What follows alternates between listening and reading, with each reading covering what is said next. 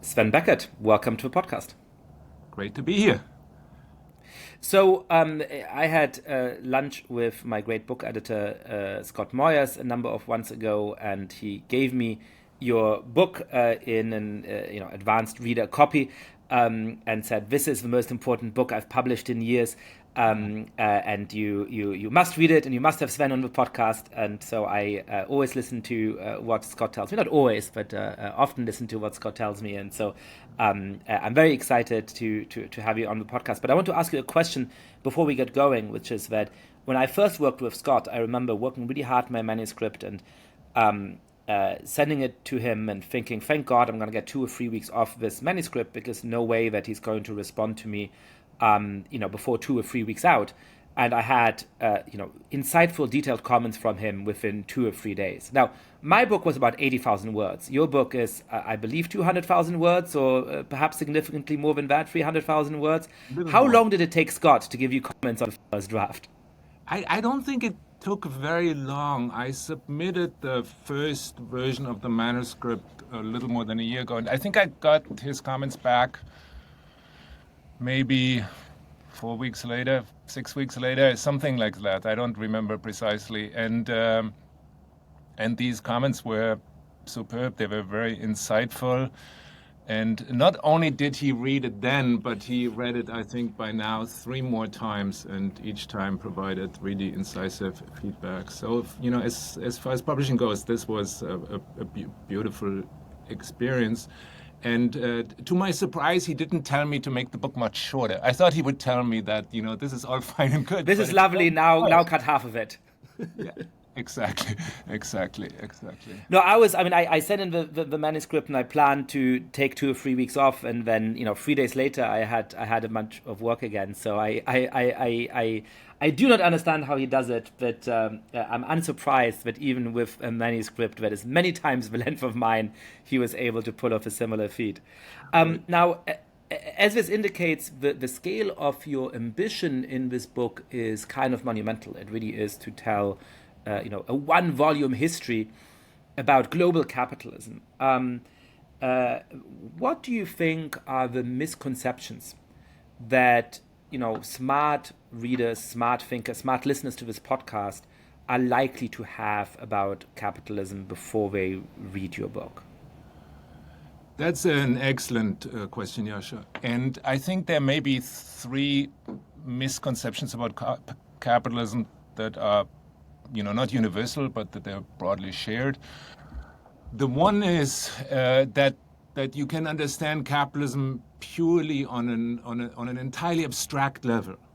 That somehow there is a way to understand the mechanisms of how capitalist economies work, and to identify the essences of these mechanisms, and somehow leave it at that. That capitalism can be understood from a purely abstract perspective. And while it is important to think about what is capitalism on the most general level, the book is fundamentally a history of this capitalism. It's kind of a history of really existing capitalism. It's a history of capitalism in action.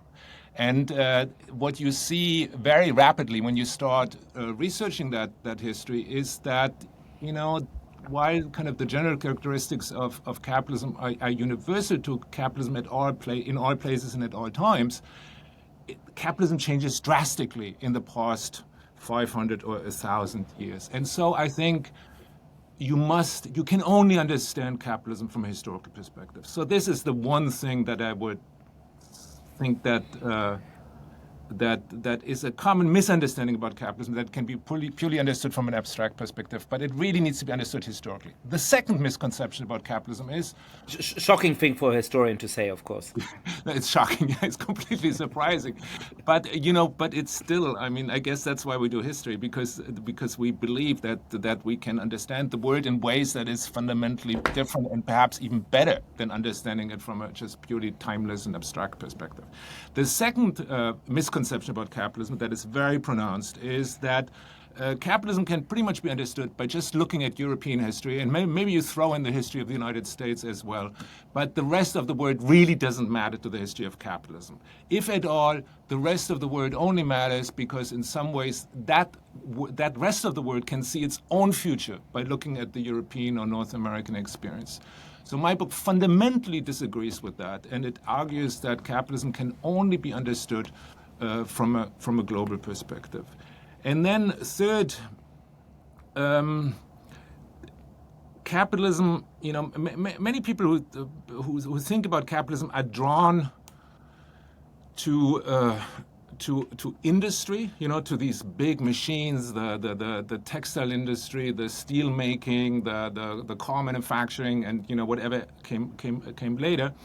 And they're also very much drawn to understanding capitalism from the perspective of cities, because cities, of course, are also a product of the capitalist revolution as it unfolded in the past couple of centuries. But so you write a book about the history of the American railroads, or you write a book about the history of Manchester. Exactly, Manchester, or you look at the Pittsburgh steel mills, or you write a history of the Ruhr, or of Alsace and the cotton industry there.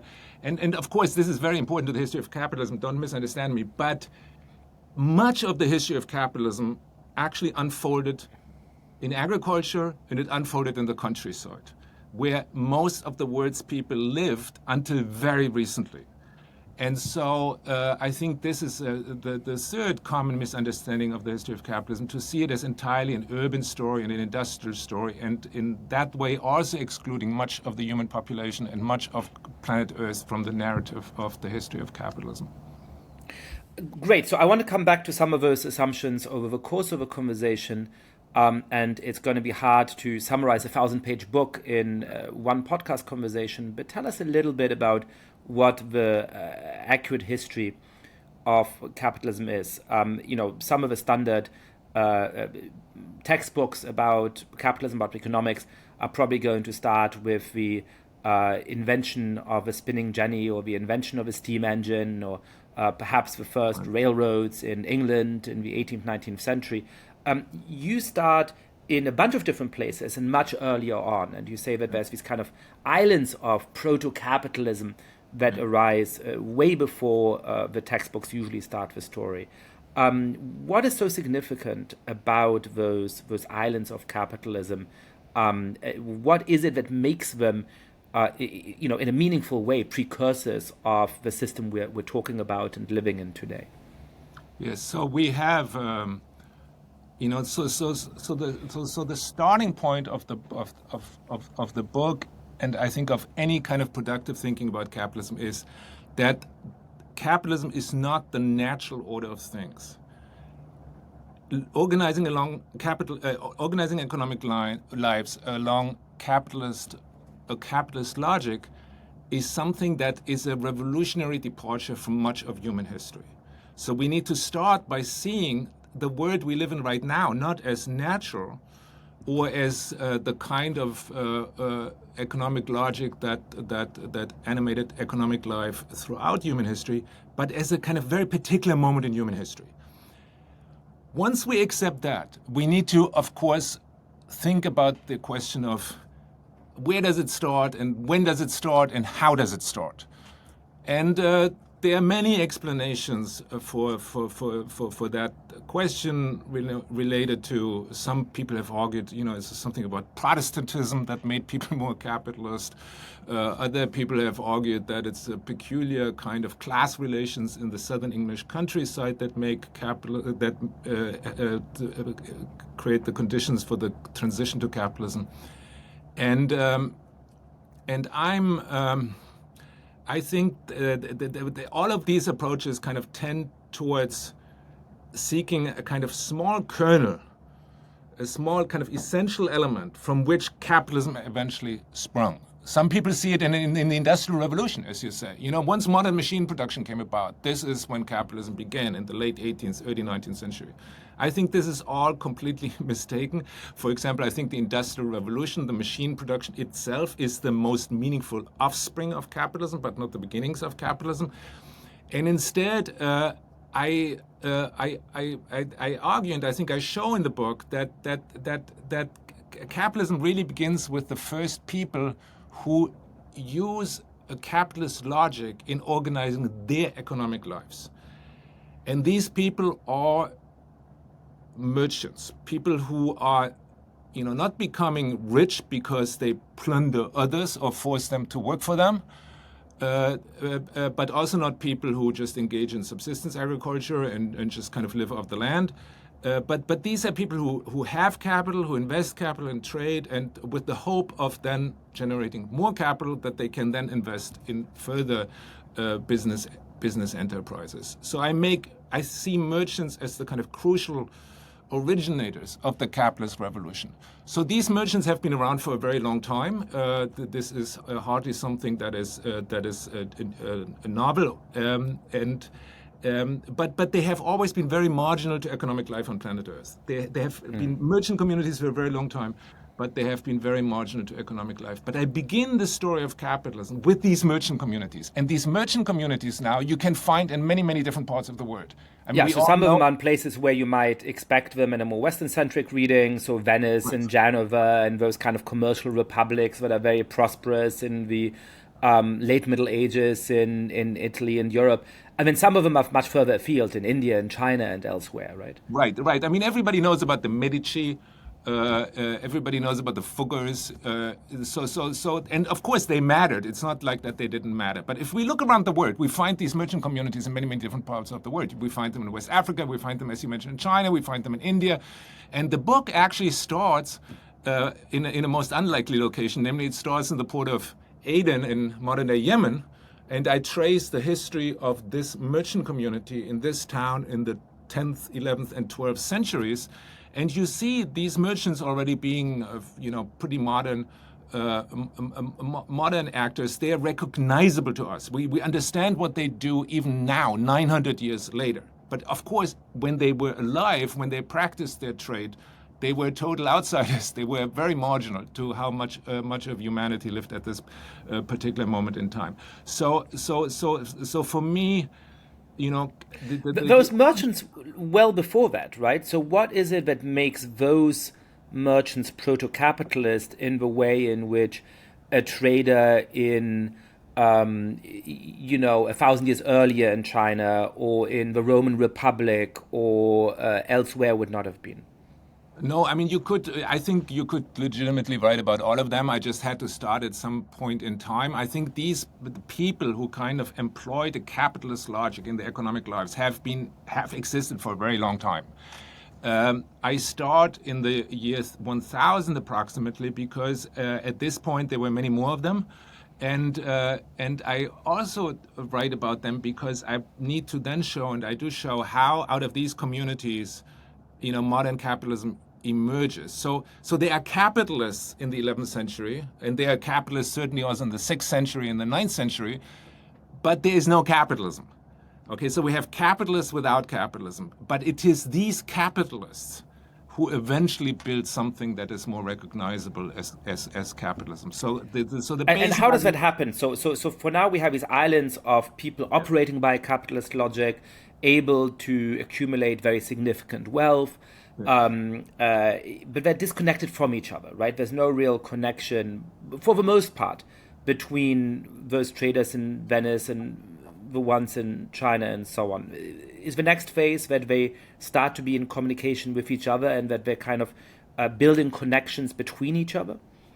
I mean, they are always. I mean, this is the very, logic of their existence. They always connect places to one another. In that way, they are very different from all other economic actors. Like some feudal lord in the French countryside doesn't necessarily connect to people economically speaking elsewhere in the world. But these merchants always connect to one another, and they engage in astounding amounts of long distance trade. Let's say they connect the Arabian Peninsula with the western coast of India. They connect the city of Cairo with what is now southern France. They connect the West African merchants connect the forest belt of West Africa all the way into Europe. So they build astoundingly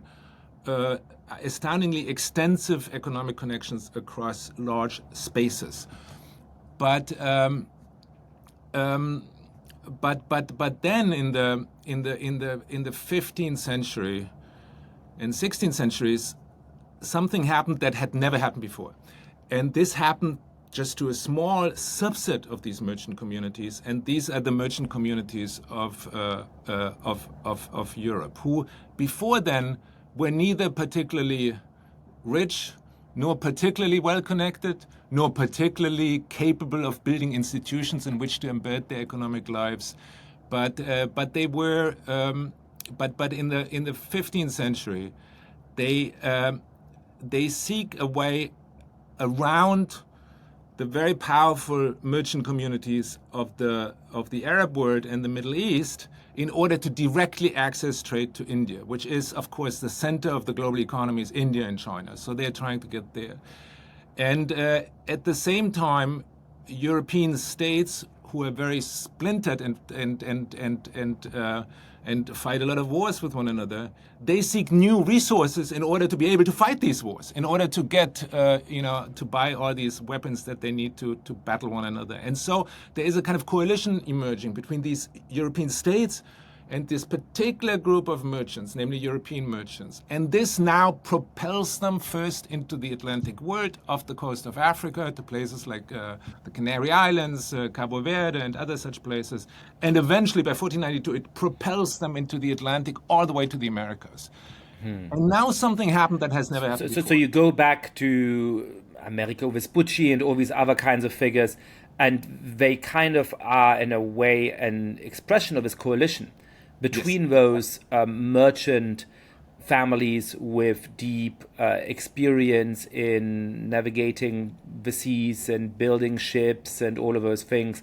And then they're financed by the monarchies, in this case, I believe, by the Spanish monarchy, in order to go and undertake those voyages. Right. So there is like a kind of merging of the interests of these expansive merchant communities and the interests of the expanding European states. And what these merchants then do in coalition with the states, they build all kinds of new islands of capital. Yeah, that is like Cabo Verde, for example, which becomes a kind of plantation economy, Potosi, which becomes, of course, the source of much of the silver that eventually propels the global economy.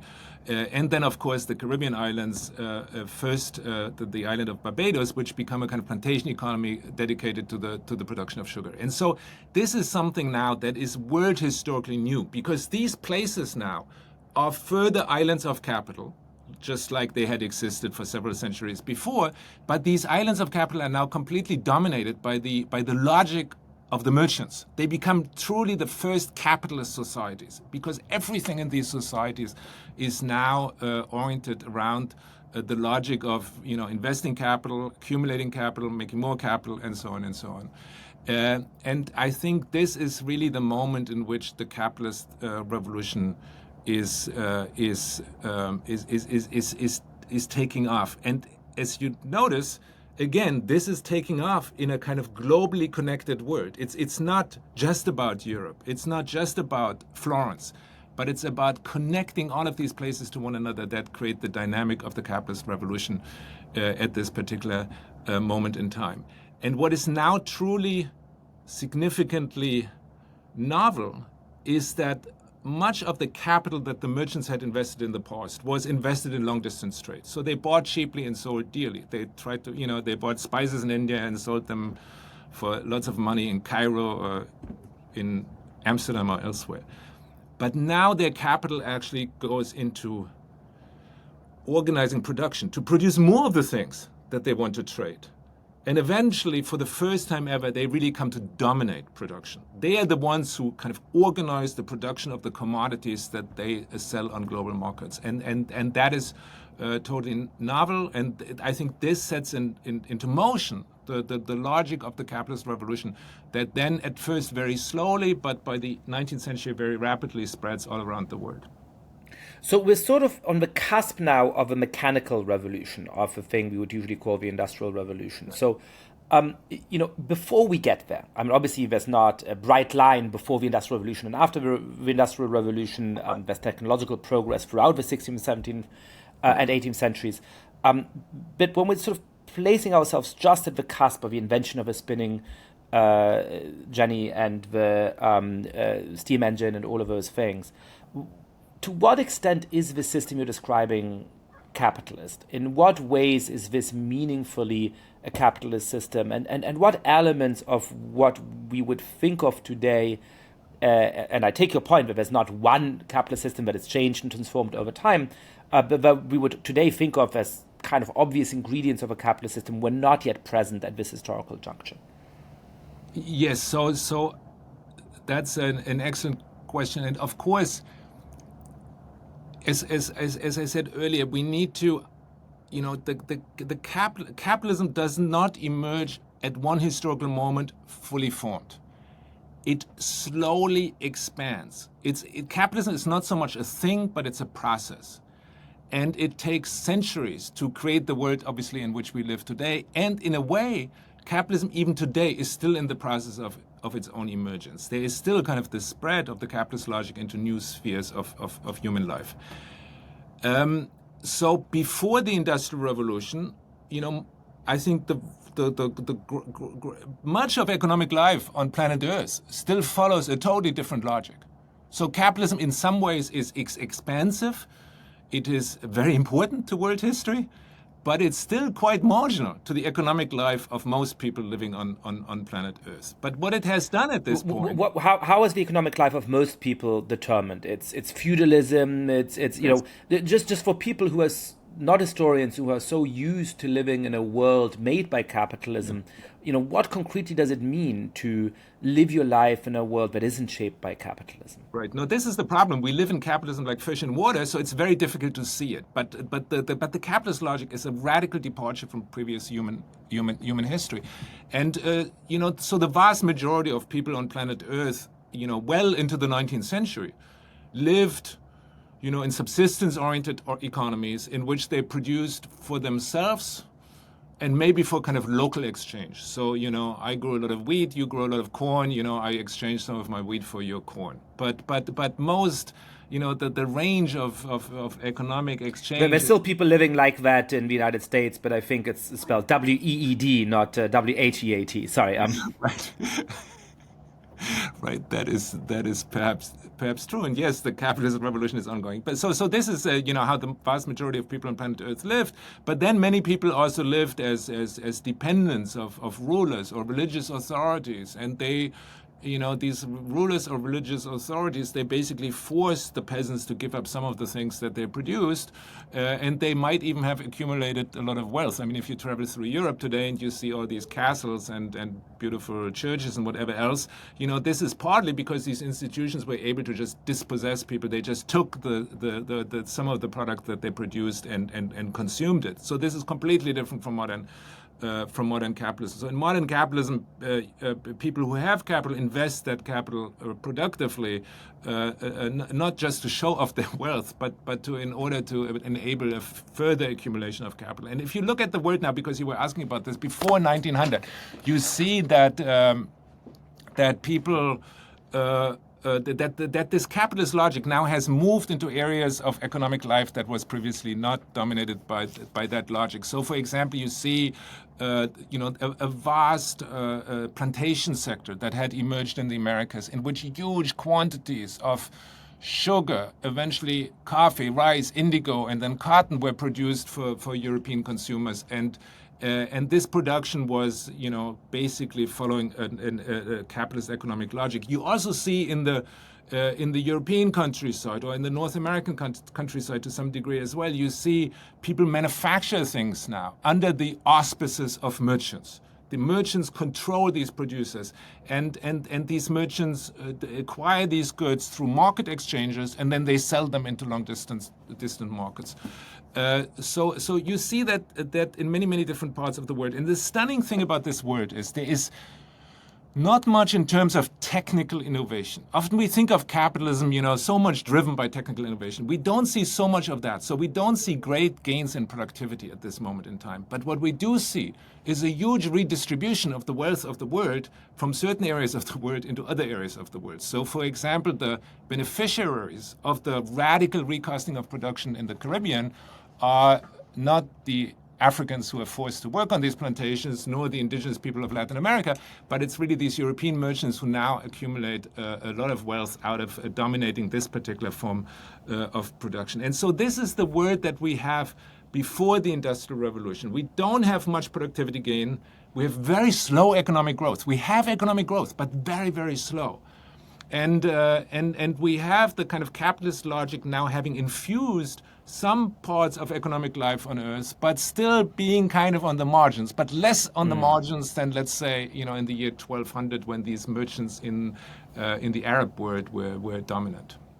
Yeah, that's an interesting implication of the way you tell the story, that if you think capitalism is about the Industrial Revolution in Manchester and all of those things, then you still have big debates about how quickly, to what extent that improved the living standards of average workers in Britain. I studied history as an undergrad in Cambridge, and the first paper I read my first term there was 18th and 19th century British social and economic history, and I think the first 2 weeks of my university education were all about relatively detailed, to me at 18, arcane articles about whether or not the standard of living of the average English worker had gone up from 1800 to 1850, and what evidence we have about that from increasing height they had, or records about how much they were able to eat and all of those things. But broadly speaking, if you start the story in 1750 and 1800, you then have this incredibly rapid improvement in standard of living. And it's clear that standard of living has vastly improved and transformed, initially in Britain and then other parts of Europe and North America and now across the world. And so you associate capitalism with those improvements. Part of the implication of your story is, I guess, to be more skeptical about that, to say that you can perhaps decouple to some extent those two things, that you start having this capitalist or proto-capitalist revolution well before you get those jumps in productivity. Now, how connected are those? I mean, is it the case that they really are unconnected, or is it the case that what you see with those forms of redistribution in the 16th, 17th, 18th century is the accumulation of capital that may be extractive, that may involve a lot of violence and injustices, but is then actually what allows people in the north of England to invest in new technologies and factories and all of those things, and that actually is what then leads to the mechanical progress that results in rising living standards and so on. So take us through the next stage of this history and tell us a little bit about how connected these two things are or are not in your mind. I think they are deeply connected. I mean, obviously you are right, and this is important to emphasize that in the long term, in looking at this problem from the perspective of the last 500 or 1,000 years, capitalism has led to the most astounding increase in human productivity and the most astounding economic growth in world history. There's no other form of economic life that has even remotely produced anything like this. So this is important. But I think it is impossible to explain this rapid increase in human productivity and in economic output by just, basically starting with the moment in which that happens. Because I don't think you can understand anything about this moment of industrial revolution, which again happened in the kind of late 18th and early 19th century. You cannot understand anything about this moment without understanding the earlier history of capitalism that took us into making this a possible outcome of the new organization of economic life. So as I said before, I don't think the Industrial Revolution emerges or is born within that capitalism is born with the Industrial Revolution, but no, the Industrial Revolution is the most important offspring of the capitalist revolution. It's a result of the capitalist revolution, and therefore we need to think about it in longer terms. Now, as you know, the Industrial Revolution begins principally with the recasting of the production of cotton textiles in British factories. Everything about the possibility of the emergence of this new industry is linked to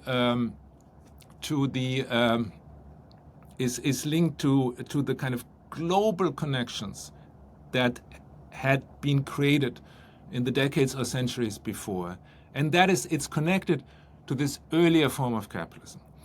So, for example, why did the British want cotton textiles because for centuries by then they had traded with India and they had acquired very high quality cotton textiles from South Asia, which they also then used to trade textiles for enslaved workers on the African continent. So there was already a market for cotton textiles before the British ever started producing those textiles themselves. So there was an incentive to kind of replace imports with local production. The second factor was there was a basically unlimited supply of raw cotton that could feed these machines. And why was there such an unlimited supply of raw cotton? Because it was possible to force enslaved Africans to grow this cotton on another continent. So you didn't have to do anything to British agriculture. It could just stay as it was, because this cotton was now not sourced locally, it was sourced elsewhere. And then, of course, because the Brits and other European powers had already expanded their power into many different parts of the world, there was also the ability to dominate then the trade in these cotton textiles that would come out of British factories. And of course, by the 1850s already, India is the single most important market for British cotton textiles. So, I agree, the Industrial Revolution is a fundamental event in human history and in the history of capitalism, but it cannot be explained out of itself. It needs to be embedded within a kind of more global story, and it needs to be embedded within a story that goes much further back in time. That's a nice way of putting it, that some of the ways in which people place the Industrial Revolution at the heart of the story do sort of posit it as both cause and effect. They're trying to explain a change out of a change in a way that's a little bit puzzling. And so, there's always the question of what is the prehistory. And some of those questions is, some of those answers are capital accumulation. Some of them is just sort of chance invention. Some of it is that, you just very slowly had an increase in the kind of background conditions that make it possible. And suddenly you just hit this threshold, but it can be a little bit mysterious where this threshold comes from. And so your story, offers really a cause or the effect that's sufficiently different that it seems somewhat less puzzling. What impact does the Industrial Revolution then have? I mean, if you're talking about capitalism as a process rather than as a thing that is unchanging, then the sort of rapid change in the mode of production that you get with mechanization and with those inventions propels that process forward in very significant way. Tell us about what that looks like in the 19th and early 20th centuries. Yeah, so the Industrial Revolution at first unfolds in just a very small part of the British Isles, principally in Lancashire, but also in some parts of Scotland. But it's a tiny part of the world, and it remains concentrated in this tiny part of the world for one generation, maybe almost two generations. It then spreads, this cotton textile industry then spreads to Belgium, to France, to Prussia, to Saxony, to Italy, to the young United States. It spreads to Egypt, to Mexico, to various parts of the world. But what is really key then is not that people invented a new way of making cotton textiles and they made ever more cotton textiles and that was it. That would not have been an industrial revolution. What then happened is that this ability to increase production, to increase economic output, and to vastly increase human productivity, that spreads to other industries. So by the 1830s already, the cotton industry in Great Britain is still very large. It's still a very important economic sector, but it is not anymore the kind of key of the British economy, because now it's moving to other things, such as coal mining, iron and steel production, then the railroads, which are a huge sink of capital investments, but also a market for coal, for steel, for machinery. So the real core of the Industrial Revolution is not the sudden increase in productivity and the recasting of production of one particular industry, namely cotton industry, but the real key is that revolution now becomes a kind of permanent condition. There is, it never stops, and it actually doesn't stop to the present day. There's always something new. And as I said, it's a railroad, steel, iron and steel, machinery. But then by the later 19th century, it's also more science-based industries such as chemicals, the electrical machinery industry. Of course, the Industrial Revolution then also spreads to other parts of the world in more substantial ways. It really, both the United States and Germany become much more important than to the Industrial Revolution, and even more important than Great Britain itself. So with the Industrial Revolution, as we can now see in retrospect, this is the beginning of a kind of state of constant revolution in the technologies of production, in productivity, and in total economic output. And so that permanent revolution, you can think about as an expansion of capitalism across a number of different dimensions, right? Because of geography, it starts in one part of Northern England and then spreads to other areas. In terms of industry, it starts with cotton and then goes to steel and coal and the railroads and so on. And I guess you can think about it in terms of realms of human life and activity. To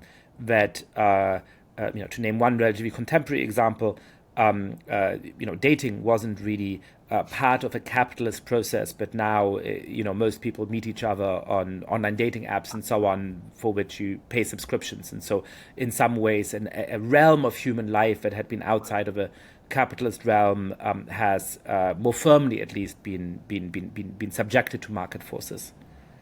Right. So that both happens. There is a kind of increase in productivity. There's the growth, more or less constant economic growth. Of course, there are economic crises, but if looked at in the long term, it's astounding economic growth. But yes, so there is then also the process in which the logic of capital that we spoke about when we started this conversation, which we saw in these merchant communities in West Africa and the Arab Peninsula, which we saw in Florence and elsewhere, being very marginal to economic life on Earth, how this logic spreads, at first slowly, but then in the wake of the Industrial Revolution, ever more rapidly into all kinds of forms of life. People largely throughout much of human history produced the food that they were eating, and they were also manufacturing many of the things like clothing and shoes and things like that they consumed. But of course, as we all know, that became ever less prevalent and ever more parts of economic life, but also life more broadly, as you say, when it comes to dating, kind of come subsumed under this logic and also become then the subject of investments of capital for the further returns on this capital, for the growth of that capital. And that is clearly the kind of animating force of the capitalist revolution. What is the role of finance in all of this? Now, obviously, something like the Monte dei Paschi Bank in Siena is founded, I believe, in the 11th or 12th centuries. You probably know the exact date, but a very long time ago. When we were talking about the conquest of the Americas, you needed substantial capital in order to invest in those sea voyages, which was put up, by monarchs, and monarchs often needed money that they either raised from the subjects or borrowed from rich people even at the time. But the role of finance and the primacy, in a sense, of finance in the capitalist system really accelerates in the second half of the 20th century. And as you describe it, is now one of the characteristic features of this stage, this particular shape of capitalism. So tell us a little bit about how finance sort of slowly grows as an element of this process and then becomes so dominant over the course of the last decades. Right, that's an excellent and very important question, of course, and in some ways, in a way, the world we live in today in regards to finance has more in common with the world of the early history of capitalism, the very early history of capitalism, than the moment of industrial revolution that we just spoke about. So that's fascinating. How so? Because the merchant capital and associated finance capital, banks that you mentioned, we're absolutely at the core of kind of the early capitalist revolution. The East India Company, for example, which was the most important company worldwide for a very long time, was closely associated with these agglomerations of capital among merchants and bankers in cities such as Amsterdam and London. And elsewhere, the international trade needed significant capital investments, and these, the only people in the pre-modern world or even medieval world who had these kinds of agglomerations of capital were merchants and the associated financiers, the bankers. But then, with the Industrial Revolution, as we discussed, something changed quite fundamentally, because for the first time, people could invest in production even if they had little capital resources. They needed some of it, but starting a cotton mill was not a particularly expensive thing. And so for the first time now in world history, people could accumulate capital and become rich, not from trade, not from banking primarily, but from investing in production itself. This early production, but in various industries at various times, was extremely profitable. People had a very high return on their capital. And so people who started out as skilled workers in the cotton industry, some of them, by far not all of them, but some of them, could accumulate so much capital that by the end of their lives they owned their own cotton mill. Yeah, so they were rich for in certain ways. And this kind of ability to accumulate large amounts of capital in production itself is certainly something that continues well into the 20th century. Just think about Henry Ford. Henry Ford does not like bankers. He doesn't like finance. He finances his expanded production entirely from returned earnings. So there we have the kind of rise of industrial capitalists, and merchants become kind of less important to global capitalism. But this has now shifted again by the 1970s especially, and then in recent decades, finance capital and also merchants have become much more important again to global capitalism, and thus they kind of connect back to the very early history of capitalism, and the moments of the kind of leading role of industrial capital was, in retrospect, was quite short. It was just like 100 years or 150 years or something. So I take the point about industrial capital, that is not by and large how people make their fortunes today. I'm sure there are some people who've made their fortunes who are alive today in industry and manufacturing. There's probably a good number of them in China and in Vietnam and in places where a lot of the world's production happens. But those are not the people at the very top of the Forbes list of the richest people. But I guess I'm trying to understand how different the situation today is from back then. It is striking that the very richest people in the world today, by and large, are not people who have inherited money, and they're not people who went to Wall Street at the age of 21 or 22 after getting the econ degree at Harvard or Stanford. They are people who founded their own companies. And now, of course, they borrowed money to found those companies. They had investors. And I don't know enough about those other titans of industry to know that they didn't. But I would imagine that at some point along the way, Henry Ford took out a loan from a bank or took investments from other people in his company as well. So, when you think about how Elon Musk has made his money or how Mark Zuckerberg has made their money, is the role of finance so much more central to their story than it was in the rise of a Henry Ford? I mean, I don't know how to measure that exactly. And of course, there is a lot of inequality in capitalism, as we know from Thomas Piketty, and we know that this inequality is sharpening in the past few decades. But of course, there's also a capitalist economic order, unlike, let's say, a feudal economic order, has always within it the possibility of social mobility. And indeed, at all moments in time, we can see in a capitalist economy that people with, modest resources have struck it rich. But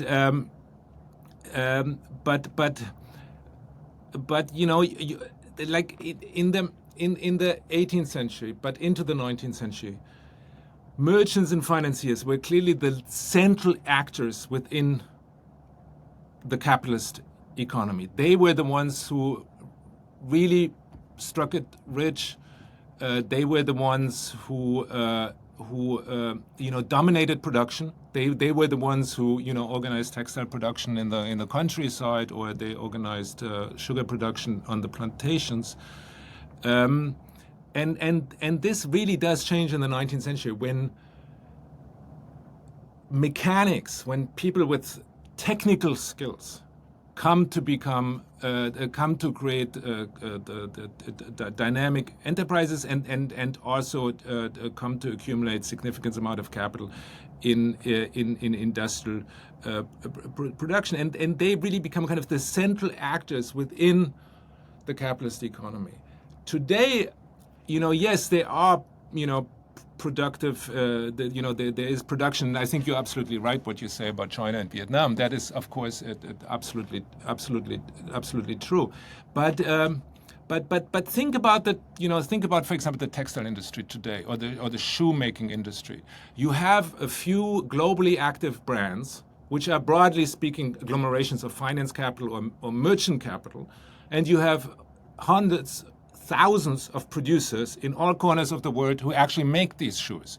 But the power relation is very clear. The large brands, who often don't produce anything on their own, who just organize production, are the ones who dominate this industry, and the manufacturers themselves are really quite powerless. So this does not mean that people don't make money in producing things today. They do make a hell of a lot of money, but still the relative power with if you think about capitalism as a system in which there are merchants, industrialists, and bankers and others, the power has really moved towards merchant capital and finance capital in recent years, and away from the ones, the kind of General Motors and Henry Fords of the world.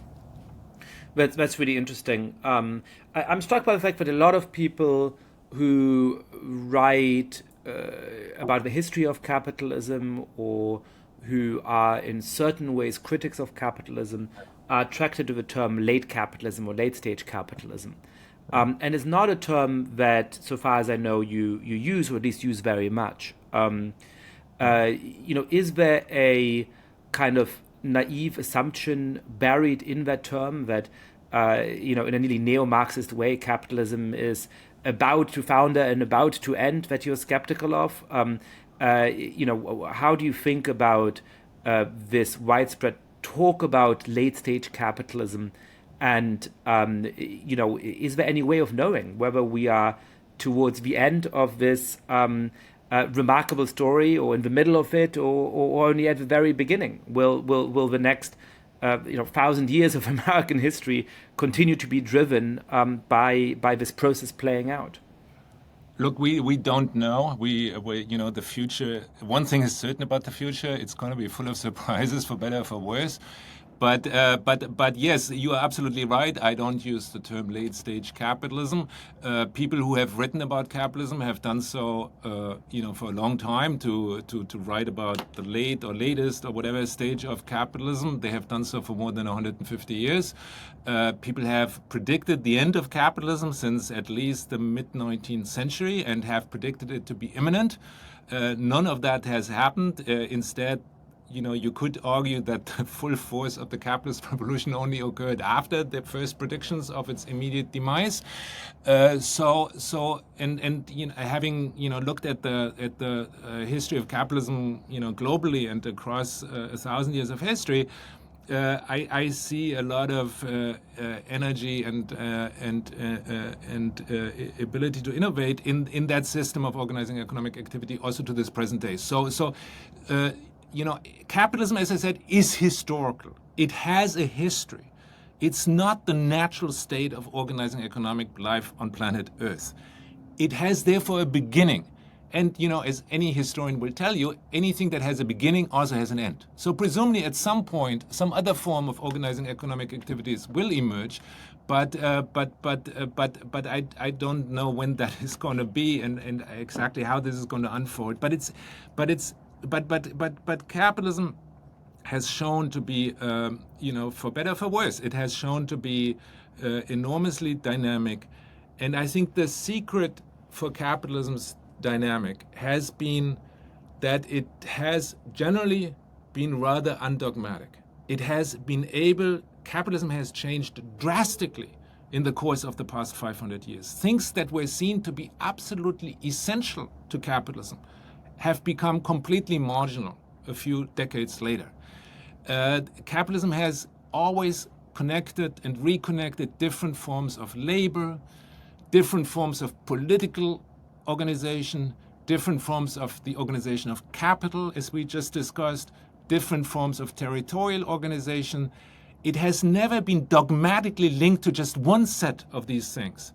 And presumably that is going to be the case in the future as well. Of course, there needs to be one caveat, and that is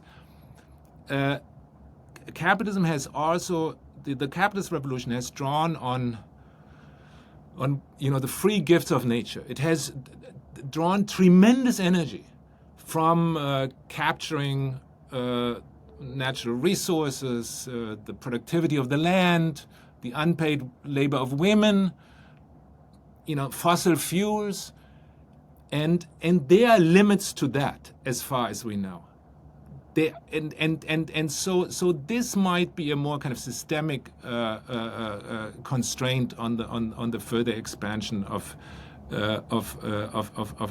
capitalism. But I think to call this the late stage capitalism, people called this late stage capitalism in the 1960s, and now we are 65 years beyond that.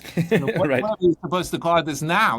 Post late stage capitalism? Yeah, it doesn't make any sense to me. Yes, capitalism shifts its shape drastically. The capitalism of today looks drastically different from the capitalism of the 1960s. That looks drastically different from the capitalism of the 1920s. And that looks drastically different from the capitalism of the 1850s. That is all true.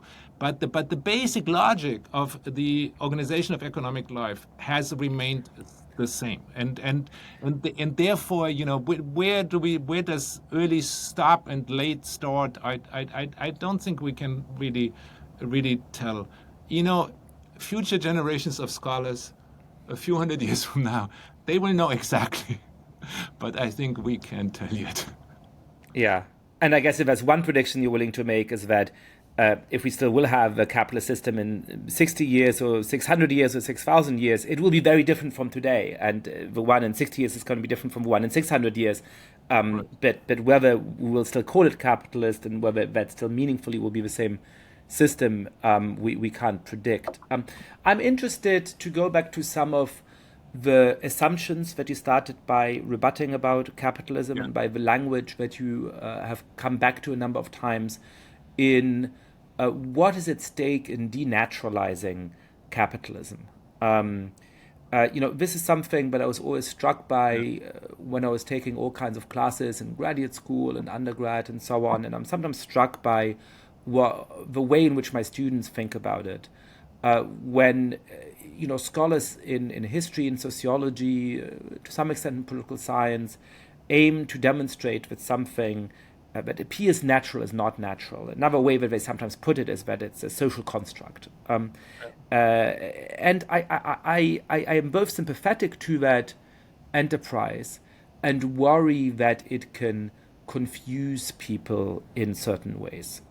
This is a little bit of a side note. You haven't talked about a social construct, and I think it's a particular problem with the term social construct, where students often think, if money is a social construct, it somehow means it's fake or it doesn't exist or something. And so the example I often give is that tea is a social construct, that the English word tea includes chamomile tea, whereas the French word thé does not include chamomile tea because it would be infusion or tisane.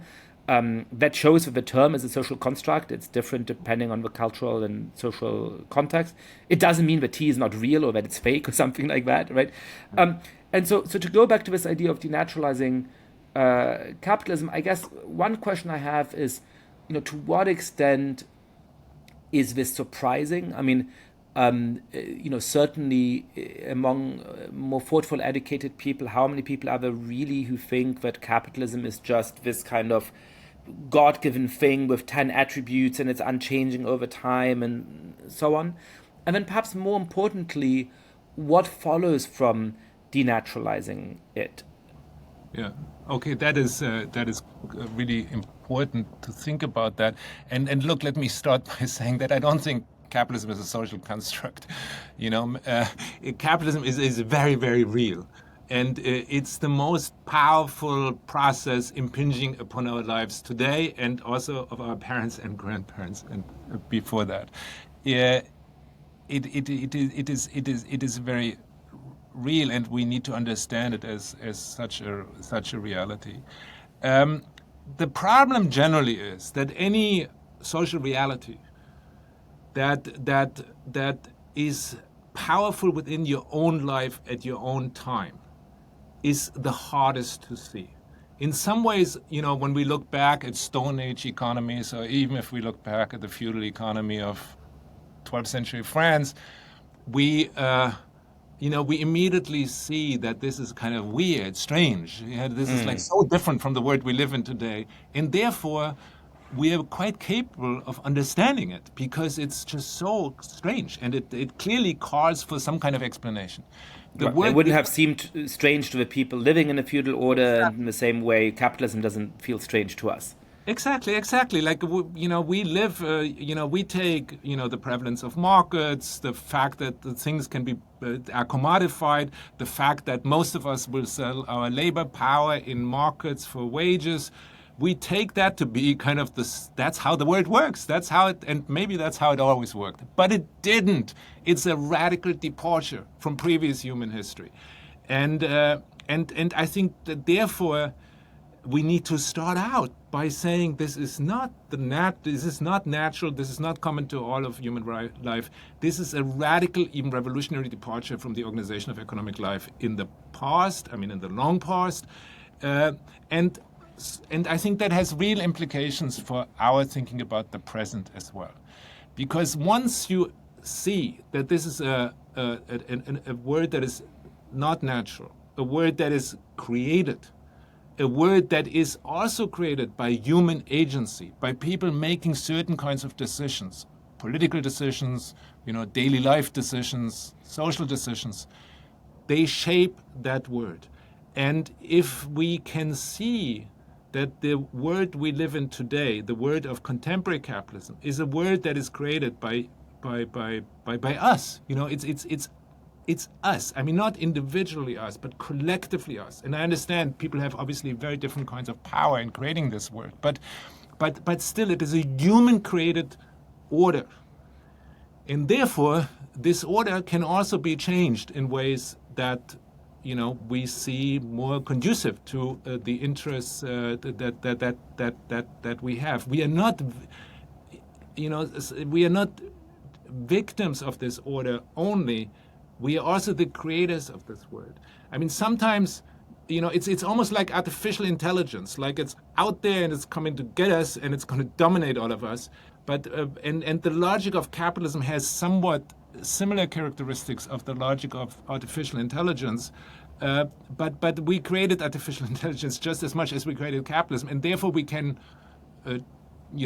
change it in ways that is conducive to making lives better. So we are not. Yes, capitalism has the logic of needing ever more access to ever more ecological resources, and we know that this threatens the very existence of us on planet Earth. But we are not powerless in the face of that. We can actually do something. And what then also helps, I think, is that we can see, as I said earlier, that there is not just like one capitalism out there. Capitalism has taken very different forms at different moments in time. And so it is also very imaginable to have a different kind of capitalism in the future. So it's actually this connection that I was curious about, because I can see how one proposition seems to naturally flow from the other. That if you think that capitalism is somehow natural or God-given in an never-changing form, then it seems to imply, well, there's really nothing we can do to change or regulate it. Whereas if it is the product of these really complex and contingent historical processes, then it seems to invite agency. It seems to invite the thought that, well, perhaps we can reshape it today. But it's not clear to me how strongly that inference follows from the premise. The way you describe the history of capitalism, there's both a lot of human agency involved and very little human agency involved, which is to say that it is the product of the endeavors and the ambitions and the decisions of these millions of people across geographies, across a millennium of time.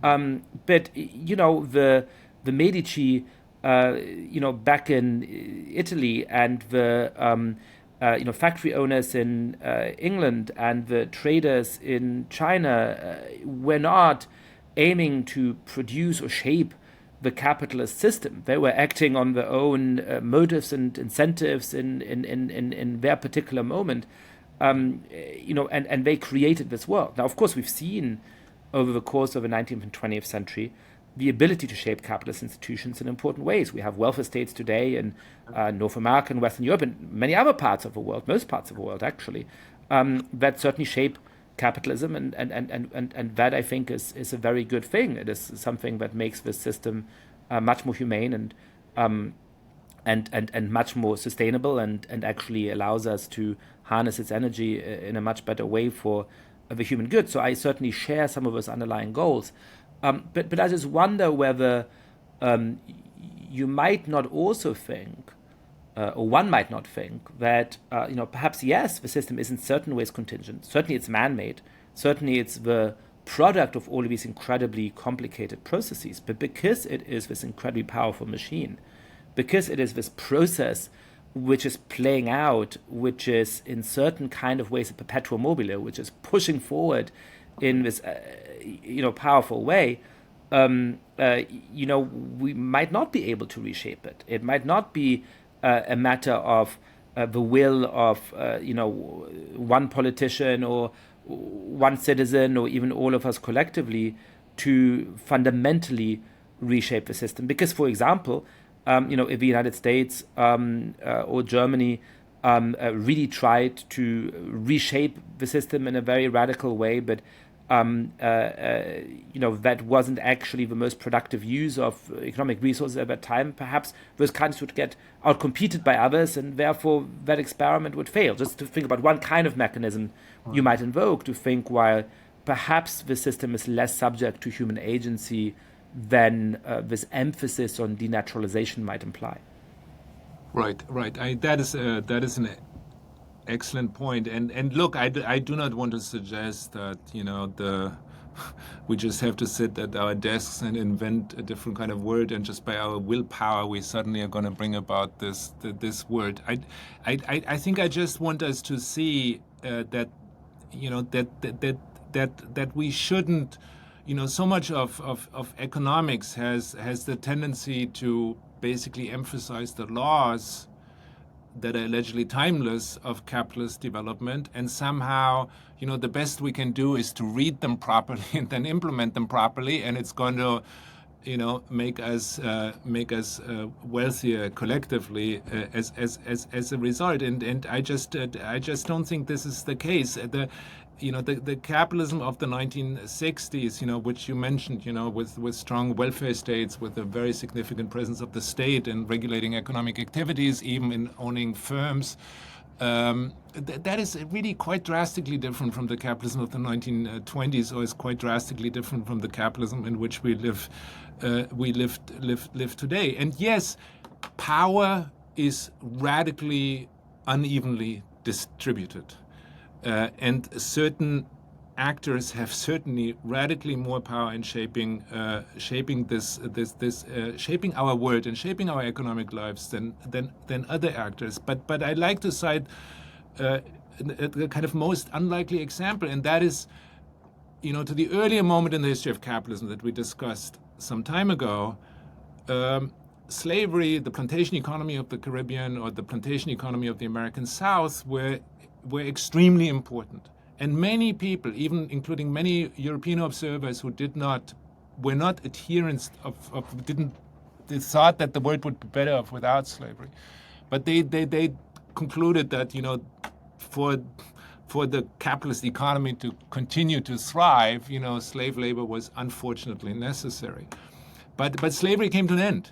And it came to an end very significantly because the least powerful, the least educated, the poorest people on planet Earth, namely the workers, the sugar workers of Saint-Domingue, staged a revolution that led to a process that led eventually to the abolition of slavery. And this was certainly one of the most significant shifts in the structure of capitalism ever. The same with the welfare state. These were the industrial workers who spent, who were often also very poor, who did not have much political power and only in the 20th century in most parts of the world gained the franchise. But they are the ones who really pushed for the expansion of the welfare state and for recasting of capitalism. So even though, yes, there is a radical unequal distribution of power in shaping the world in which we live, that's all acknowledged and true.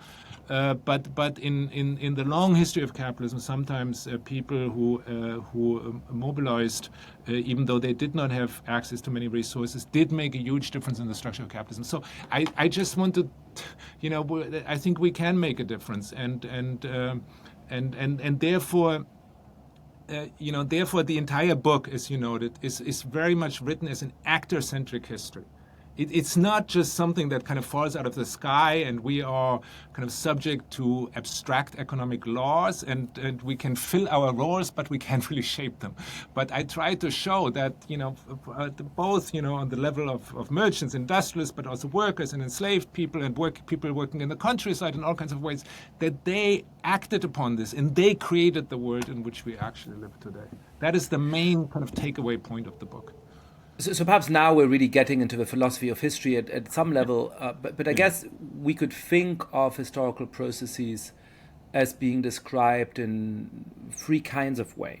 The first is where there is an inherent logic that is going to play out whatever anybody does, right? And you might say that actually there is an internal logic to capitalist development, where yes, it has its origins in all of these different centers, but the reason why you get these islands of capitalism early on is precisely because there's something to the logic of capitalism that is more productive than alternatives. And that's why you keep getting them. And that's why eventually they manage to connect. And that's why eventually this process sort of plays out. And so actually what looks like a contingent story is in truth an inevitable story. Now, there's a second kind of way of thinking about it, which I believe is yours, which is saying, no, the choices that some of those people are making did matter. People could have made different choices at various points, at various monarchs or various merchants or various industrialists or various political movements had chosen different actions. If the sugar workers of Saint-Domingue had not decided to rebel, then perhaps forbid the thought, we would still be living in a slave economy today. Perhaps the nature of our capitalism today would be radically different. But that doesn't necessarily imply that there is sort of conscious agency where you can really connect what the goal of a particular actor at a particular time is to the outcome, right? And then you might say that you need a third kind of philosophy of history to get to the optimism for which I think you argue, which is that actually there was movements or individuals that had a particular goal, and it's not just that their actions influenced history, it's that their actions consciously pursued the goal that they were able to realize because they were able to accumulate enough power, whether that's a labor movement that wants to humanize capitalism and succeeded, or whether that's a president or a king or a queen that is able to shape history in accordance with what they want. And I think I'm thinking out loud here, but I guess I'm convinced in terms of historical description by that middle path. I think I buy your history of capitalism as one that involves a lot of agency doesn't involve necessarily a process that is inevitable, where you rerun human history 1,000 times, and perhaps you always get something like capitalism. Perhaps there's something to that first approach to the philosophy of history, but you certainly don't always get the exact same system. I guess I'm a little bit skeptical of the third picture, because when you look at power today, yes, there's people who are more powerful and people who are less powerful, but the most powerful person in the world is not that powerful. And their ability to shape the world in such a way that what they want today actually happens in 25 or 50 years is really extremely limited. And so perhaps the history you tell doesn't quite warrant the optimism that I think you want to defend about the extent to which we can actually shape the future of this economic system. Maybe I should be less optimistic, and there are many reasons why you would want to be less optimistic, but I guess constitutionally I am optimistic, and because I feel like there is also something which we haven't mentioned yet, and this is that we have reached a point in human history in which we can solve most of the problems, the material problems that humans have encountered in the past, and this is certainly another result of the capitalist revolution. We have created a degree of we can be productive in ways that no other human society has ever been productive in the past, and that enables us to feed everybody on planet Earth, to provide healthcare to everybody on planet Earth, to provide education to everybody on planet Earth. So I think my optimism partly derives from this kind of very basic material fact that we have reached a kind of capacity today that allows us to solve many of the problems that the world encountered in the past but that were not solvable at this particular moment in time, but now are. And yes, I think you're absolutely right. Even the most powerful person in the world is only so powerful. There are limits to that, and certainly nobody can will kind of the state of the world 50 years from now. I totally agree with this. Yeah, there is the past weighs upon the future. We cannot. All the decisions that have been made in the past, all the structures that have been created in the past constrain our possibilities of action in the future. And you see that, for example, beautifully with the use of fossil fuels and its relationship to the capitalist revolution. That is very, very true. But I don't think this takes away from the fact that substantive change is possible. And look, to go back to your first point, I don't think, all of human history kind of pointed towards the capitalist revolution, eventually pointed to the world in which we live in today. I would just argue exactly the opposite. I would argue that this was an extremely unlikely outcome, because it was unlikely for three reasons, maybe. For one, it's the greatest possible departure from much of human history. So that in itself makes it unlikely, right? Humans have lived on planet Earth in ways that that also changed, but never as drastically as it changed after the year 1500. Second, that even when the logic of the capitalist logic of economic life kind of seeped into the world many hundreds of years ago, many people resisted that to the utmost of their ability. They did not want to give up on their subsistence economies. So peasants and poor people often very much resisted that new logic of economic life. But elites resisted it as well, because they much preferred to exploit the peasant.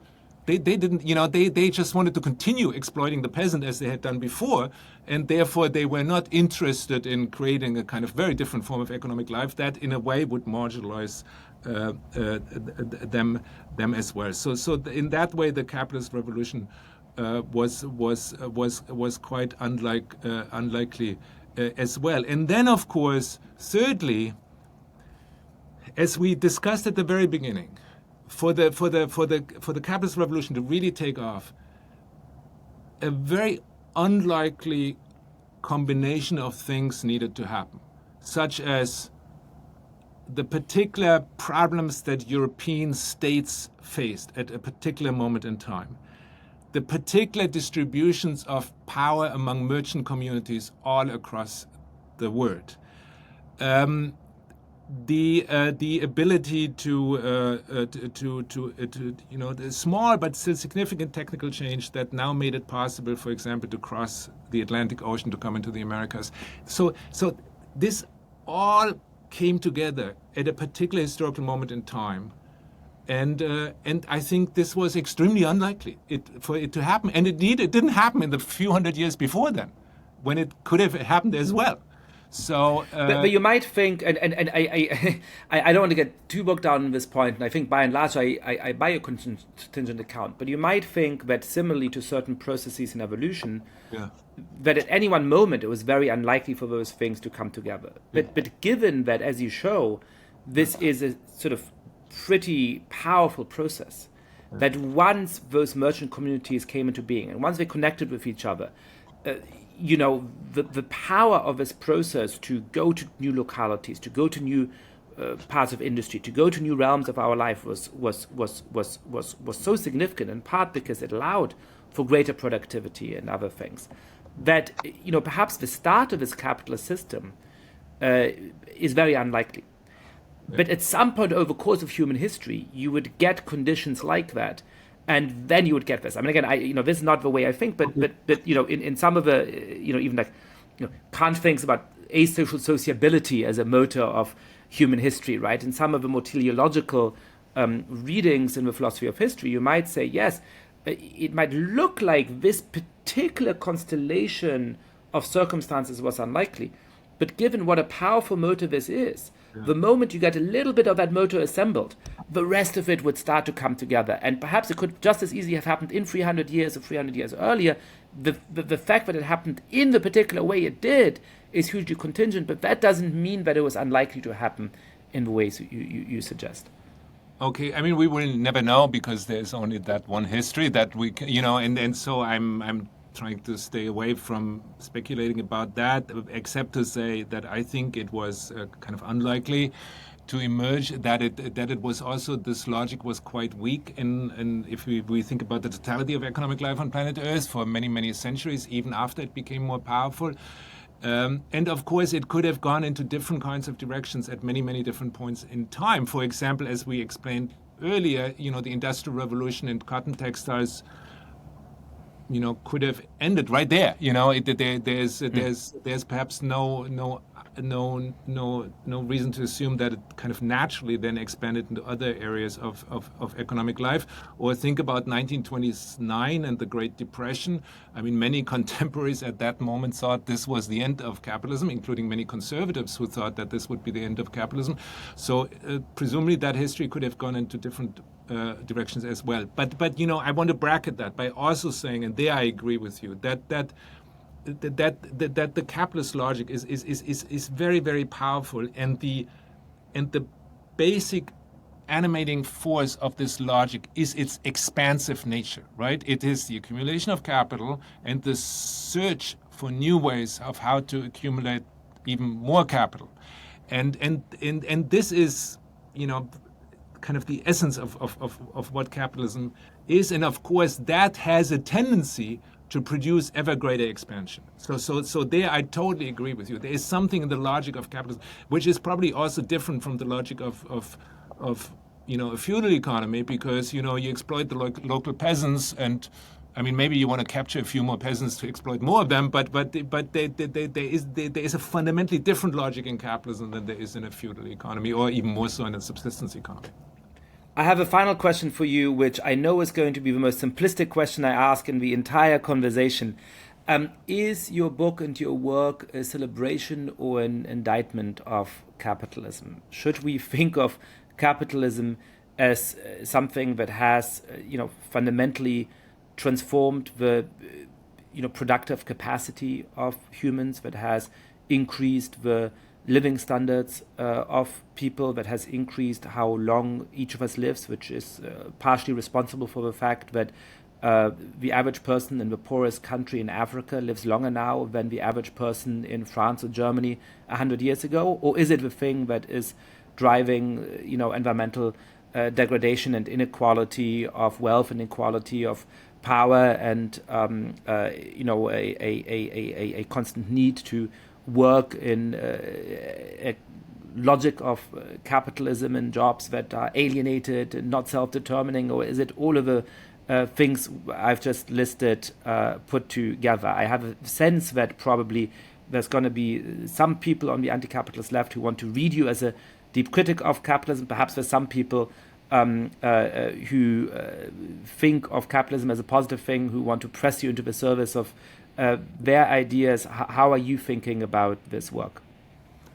Look, I hope that this is the case because, if you love capitalism or if you hate it, I think the first thing you need to do is to understand what it is. And again, as I said, I think you can understand capitalism only by looking at the really existing capitalism, namely looking at it historically and not abstractly. I wrote the book, first and foremost because capitalism is kind of the most important structuring process in the world we live in today. And therefore, I think to navigate the world we live in today, we need to understand that capitalism. And so I wrote the book mostly to understand that capitalism. So the animating question was not to show that it is bad or it is good. I think these are also kind of ahistorical questions. So I wanted to understand how it came about, how it unfolded, how it changed over time, and where we are in that history now. Of course, that history does, provide support for either of the two positions that you just mentioned. Yes, as we have already mentioned many, many times, never in human history has any form of economic organization led to even remotely comparable increases in human productivity. Never before on planet Earth have there lived so many people and have lived, in relative prosperity. I mean, this is not to take away from that. There's a lot of poverty in the world, but still, we produce today radically more things than we even produced just 50 years ago, and certainly this is related to the capitalist revolution.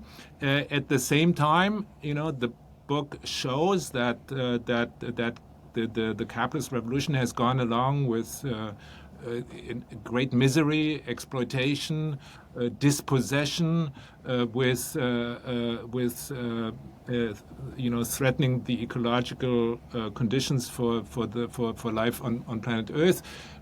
So but this book can be read in both ways, and in a way that is fine, because I wanted to leave it to the reader to decide what kind of conclusions they are drawing from this narrative.